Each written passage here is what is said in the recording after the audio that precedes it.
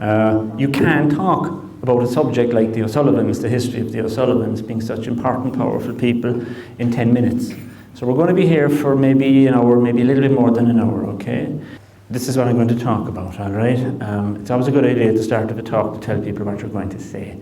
That's what I'm going to say, all right? There's 5 subjects there. The ancient roots of the O'Sullivans.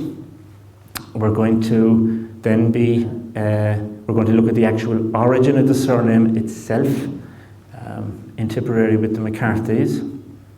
The O'Sullivans and the McCarthys go back a long way. We're going to look at a century of rambling, because when the O'Sullivans leave Tipperary, it takes them 100 years to get to Kerry, which you may or may not have known about. And what we're going to look at then is the settlement in Kerry, and finally we're going to look at a brief overview of the various branches, because it's not just Kerry, of course. O'Sullivan Beara is about 3/4 of Beara is in County Cork. Okay, so there are Sullivans in Cork as well.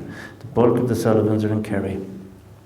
So we're going to look at all the different branches: the O'Sullivan Beara, the O'Sullivan Moore, MacFineen Duff, the McGillicuddies, and so on and so forth. All right. So that's what we're going to talk about. And Suliwan is living at the same time as those.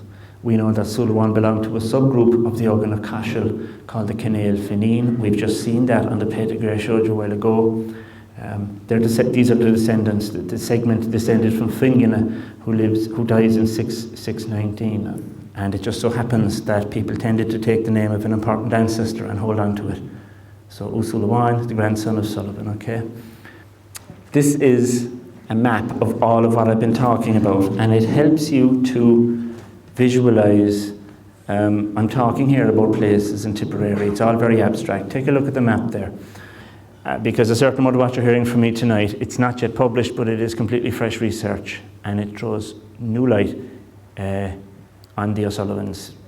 I'm telling you stuff that hasn't been put into the public domain before. So this is why today, you know, O'Sullivan is the 3rd commonest name in Ireland, because your ancestors could be described as fecund, okay?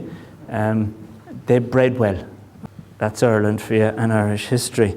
And there are people to this day who can claim a descent from the MacFineen Duffs. Okay, so I think it's about time to leave it at that.